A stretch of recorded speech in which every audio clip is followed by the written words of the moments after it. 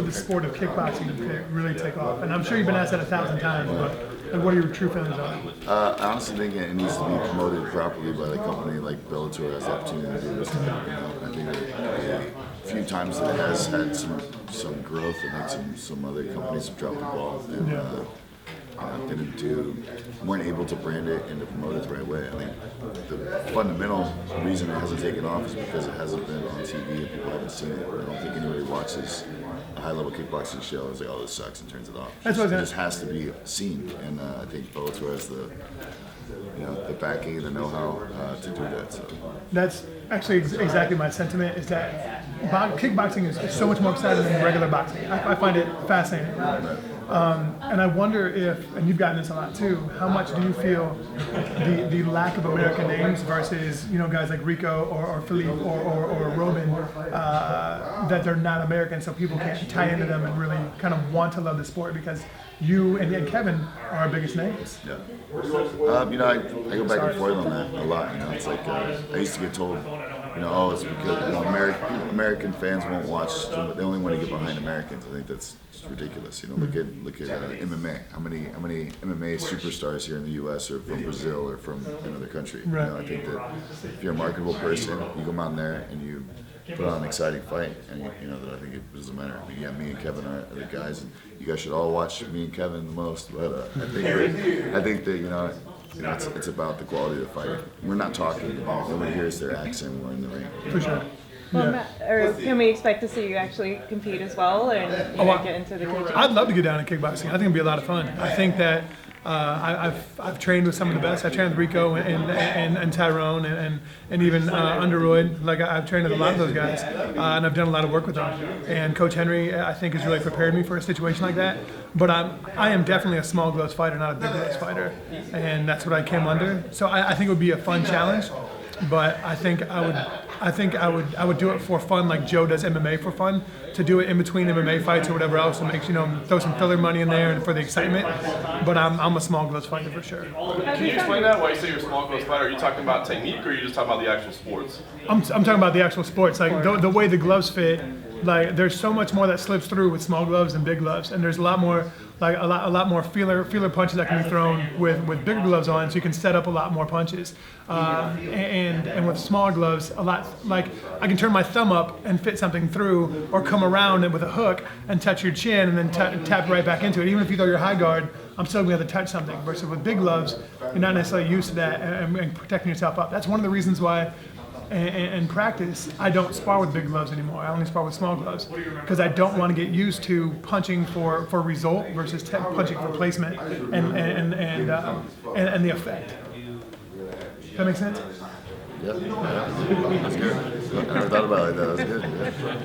What do you think about Bellator? But you just asked me if we're going to spar today, and I'm thinking this bastard's going to have little gloves. All I brought was little gloves. You already outweighed me, and now you want to buy little gloves? That's cool. Well, Joe, talk about Bellator kickboxing, because I think a lot of us were kind of surprised when the announcement came, because kickboxing has struggled to get a good foothold recently, so we're kind of surprised, like, why is Bellator going down this route? So, what do you think about the organization and the chances of being successful where maybe others haven't? I have no doubt it's going to be successful. I think the organization Coker is doing an amazing job, and just since he came from the outside looking in, you can see how much different the whole brand and the growth of the company since he came. So I think that he knows how to brand, he knows how to promote, put on exciting fights. So I think it's going to win for sure. I think Viacom putting it on TV, putting it on right after the Dynamite event, I think it's a no-brainer. People are going to tune in. I think I'm probably the first fight to keep people going, and no one's going to turn off a Joe Schilling fight ever, I promise. Matt, how about from your point of view? I mean, obviously, you coming over here was a big surprise, and it's kind of an interesting time in the time of mixed martial arts. So, how have you enjoyed it so far, and do you think this is a path that other people might be taking very soon? Before I address that, I love that answer that nobody's ever going to turn off my fights. That's fantastic.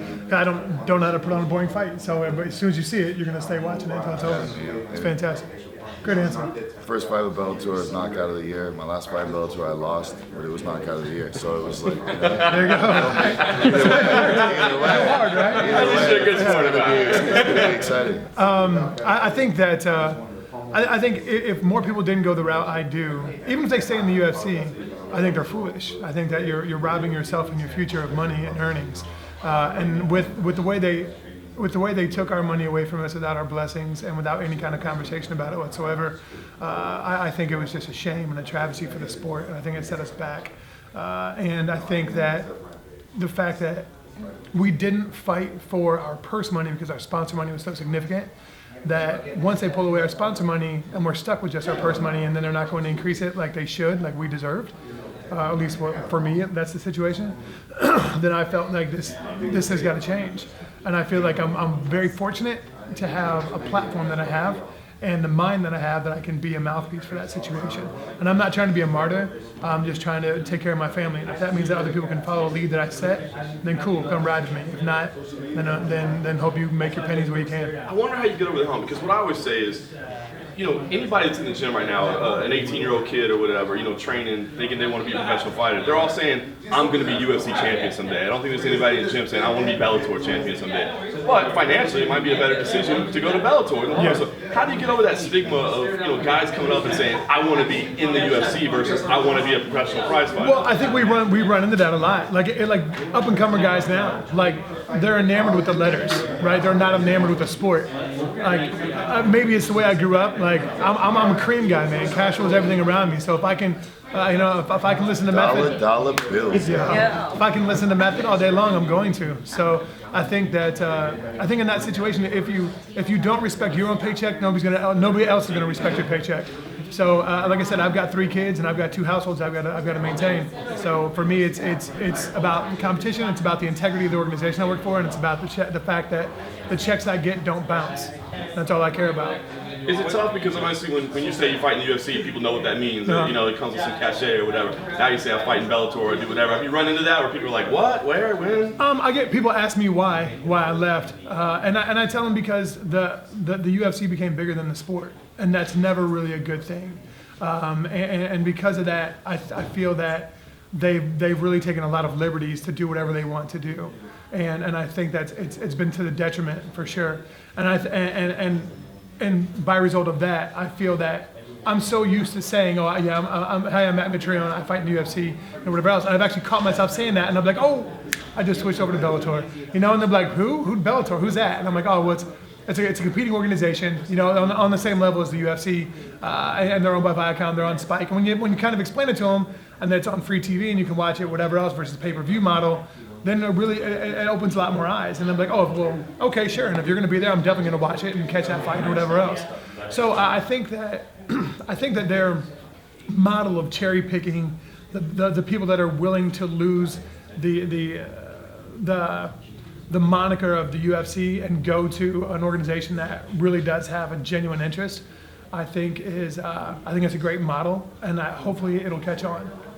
And especially if you have the name or the draw power to sustain it. If you don't, like there's been a couple other guys that tried it, and either they're on a losing streak or they never performed what their paycheck was commanding, or they didn't have a name to sustain it, then you're going to find out your value. And that's where it comes from. Was there, what you're saying right now, was there a fear of negative repercussions of saying the same thing when you went in the UFC? Was there, so if I just said everything I just said and I was still in the UFC? Yeah. No, because if there was a problem to it, I'd just retire. Like, I've competed my entire life, and I'm an asshole about competition. I love it, and it's my drug. But if you're gonna reprimand me for being intelligent and for being articulate and having a spine, then I don't want to work for you. I'd rather go do something else. I have no idea what I'm gonna do with my life. I'll be Joe's butler. I don't know, but I'm not gonna be restrained. That's for sure. But do you think there was a threat from the UFC to fighters? Because I've heard other fighters say off the record what you're saying, but they won't say it when the cameras are on. Well, I mean, there's not a direct threat. There might be like an underlying, but I mean, if there is, then sorry about you. You don't have the spine to do what you're gonna do. Like, then you're letting somebody else run your paycheck and run your finances. And I understand that, like, you take a risk. I took a risk. Like, if Bellator didn't offer me what I wanted, and the UFC didn't offer me what I wanted, then I'd have to retire. I understand that, but I'm not a person who makes threats idly. If I'm going to say something, I'm going to do it. I said I was gonna build some walls and a bed in my house, and I built that shit up. Like, Proud as fuck of that thing. that shit's clean, right? It's really good. It's really At good. Matt Mitrione on Twitter and Instagram, look that shit up. How excited are you? I mean, you having such a focal point of discussion of free agency and all that. How excited are you to maybe kind of shift past that and just get in the cage and fight? Dude, I can't wait to go earn my money, man. Like, I'm excited about it. Like, it's, especially on a Dynamite card, too. You think they're going to do the same thing they did in Italy, where they're going to raise that cage up? You think OSHA wouldn't let it? Off the right, no, I'm just kidding. I don't know. They should. That was They dope, should. wasn't it? I think I think Coker really likes the concept of having both of them right there to look at too. So I don't know. Yeah. But that was really dope. Did you guys see that? Yeah. Really, that shit was sick. When they play 2000 Space Odyssey 2001. It was fresh. I don't remember what you asked, man. Sorry. Just about getting back in the cage, actually fighting instead of. I can't wait, dude. All I've been doing is talking, hanging out with Joe. That's all I do. How does it feel? I mean, doing the commentary, do you feel like you're kind of setting yourself up for a post-fight career to have something to do when the MMA fighting is over? I think that if you've ever met me and had an interview with me, I have a career as being a talking head or an opinion giver in some way, shape, or form. If I choose to do it, but I don't really think of that. I'm still fighting, man. I still enjoy my gig, and I'm happy doing what I do, and I'm glad that my job allows me to be home with my kids all the time and do whatever I have to do as far as a parent goes, and then go get paid to punch somebody in their mouth. I enjoy that. He's just flipping everybody off. Yeah. No, I'm getting like fucking media guys. Got no respect. He's in his cage fight. You can't trust him, man. It's a really good mustache you got, though. It is, right? It's a hell of a Porn flavor stash saver. is like solid. Joe, how was the Cowboy Mitrione sparring session? That was good. We had a lot of fun yesterday. Cowboy and I get along pretty good. It was first time I met him, and moving around is it's always fun to work with other high level guys and pick each other's brain. He has some weird shit that he does that I was like asked him about. He couldn't really explain why he did it. I think he's just goofy, but it was cool. Is he as crazy as everyone says? What's that? Is he as crazy as everyone says? Crazy? We got along like weird click right away. So I guess he's as crazy as I am. So yeah. Can't stop crazy. I can't stop crazy. Did he just? Trademark him. But how'd that happen? Did he just come by the gym? Did he call you, or what's the? We met after my last fight in LA. I came in the back dressing room, said what's up, and he hit me up, said he was going to be in town. He was shooting Always Sunny in Philadelphia or something today. He's in it? Yeah, he does. He was playing himself. Straight up. It's pretty cool. And I I hit wanna me be up, on said that show. he's got a fight coming up. We got a fight coming up, so we want to get some rounds in. Hang out. It's good. Are you? Is Glory done? Or yours? Or the? They're done with me, I assure you. They can. Yeah. I don't, next question. Okay. Well, I guess not Glory in particular, but your last fight in Glory. Yeah, that was my last fight with Glory, and yeah, I'll never, ever Paychecks. do anything for them ever again. So. Ever. So how was your experience with them? And then they put the mics back. How do you really feel? Matt, you've been outspoken, in the past and today, especially about, the fighter treatment and salaries and stuff in the UFC. Do you see yourself being maybe after your career like an advocate of some sort, or maybe trying to organize in some way some fighters sub union or something? I'm motivated, but I'm not driven like that. If somebody asks me to give an opinion, I'll definitely give it. And if they ask me to do something to help them or to benefit other people, I'll definitely do it. But as of right now, the fighters don't seem like they really want that help. They rather be stepped on and trampled.